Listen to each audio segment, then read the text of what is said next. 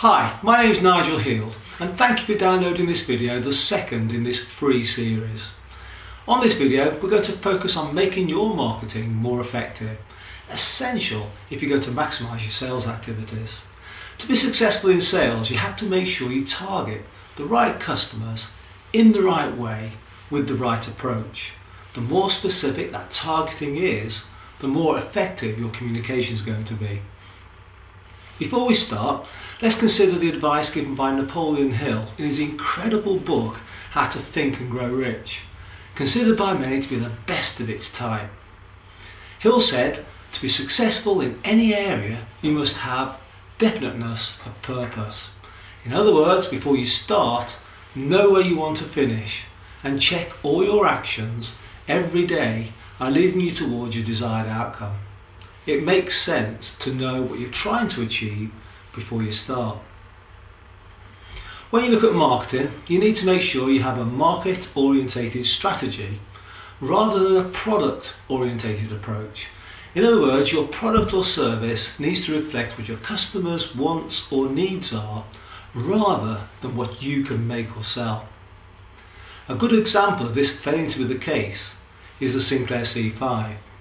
And if you're old enough to remember this from the 80s, Clive Sinclair decided, due to the petrol crisis in the Far East, to develop an electric car. Now Sinclair is a very intelligent and creative man, responsible for bringing the Spectrum computer into our homes, as well as the first digital pocket-sized calculator costing $1.99. Plus, he invested $10 million of his own money into this project. Did the product work? Yeah, it worked. Could he make it effectively? Oh yes, he had no problems producing it. Was there enough marketing muscle used to promote it? What, with £10 million, you'd have thought so, wouldn't you? Did it sell? Absolutely not. Did the consumer want it? Again, no. This is not what they were looking for. He assumed this is what the public wanted and needed because it made sense to him. He failed to recognise that a vehicle 2 metres in length and only 1 metre in height was too vulnerable and dangerous even in the 80s traffic conditions. And so often we assume what our customers want and need rather than take the time and trouble to fully research the potential markets. Asking potential customers what is important to them and what problems they have got is vital, and only by doing this can we determine how our product or services can help them. Don't forget competition either. Covert as well as overt competitor research is invaluable. Find out what they're good at and what they do well, plus what they don't do very well and how it could be improved by you. When you look at your potential customer base, don't think shotgun, think rifle bullet. You cannot be all things to all people. You end up by being the jack of all trades and of course the master of none. Customer segmentation is vital. Focus on specific targeted sectors to ensure much greater success.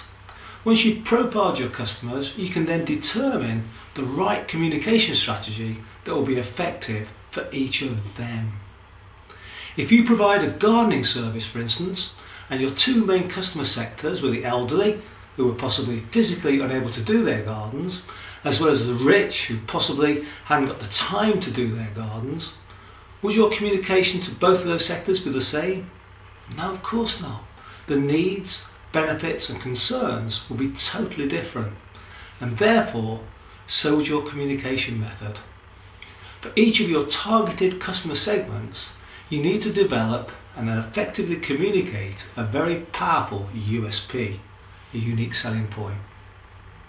A powerful example of this is the story of Tom Monaghan, who in the 1960s with his brother owned a failing pizzeria. Tom decided to buy this failing business from his brother for the price of a second-hand Volkswagen Beetle. And the first thing Tom did when he took sole control was to ask his customers what they wanted from a pizzeria and fast food. Now there's a novelty, talking directly to your customers. They said they wanted fresh, hot, tasty pizzas and they wanted them delivered and quickly.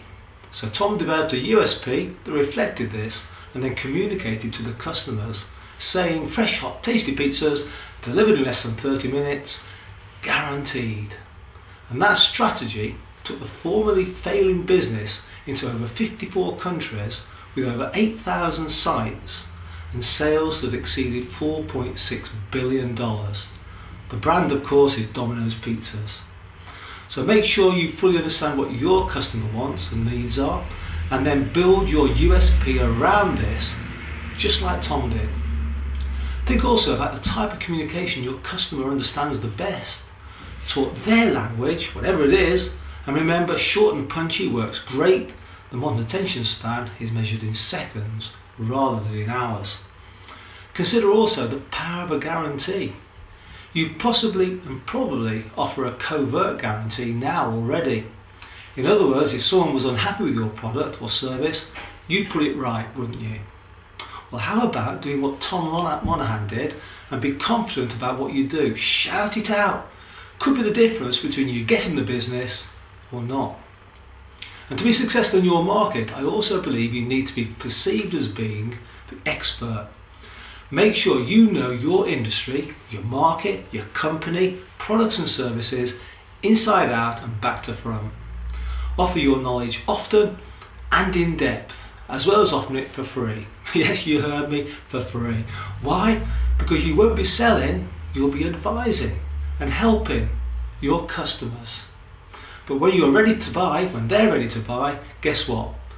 Yeah, it'll be you they come to as the expert, because you would have built up that relationship with them and they will trust your judgment.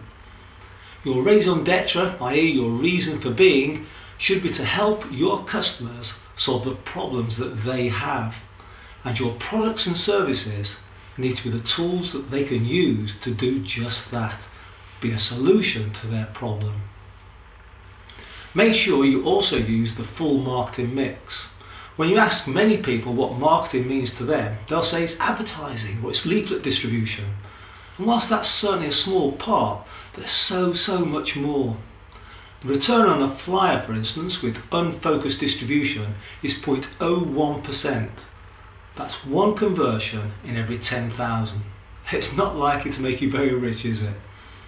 On our bite-sized 2.5-hour marketing courses, we take people through just how to use the marketing mix effectively, and much of the costs incurred for using these elements of the marketing mix are little or nothing at all. And we help them on this course to develop real strategies that develop exponential sales growth and profit.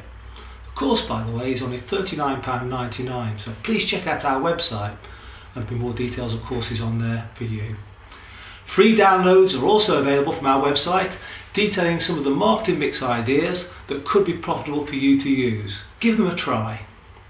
A useful marketing tactic to employ is test and measure. Small tests and measure the results. If a method is working, roll it out further. If it's not effective, change it or scrap it completely.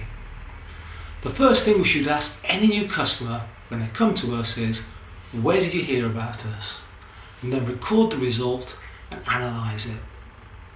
On this short video, it's been impossible to go into depth about marketing, but please consider the bite-sized marketing course I discussed at $39.99. It's got to be worth the investment, and the return on that investment will be enormous. The next free video is on the website now, and it's called Pre-Call Planning. Please go onto the website and download it, and I look forward to talking to you very soon.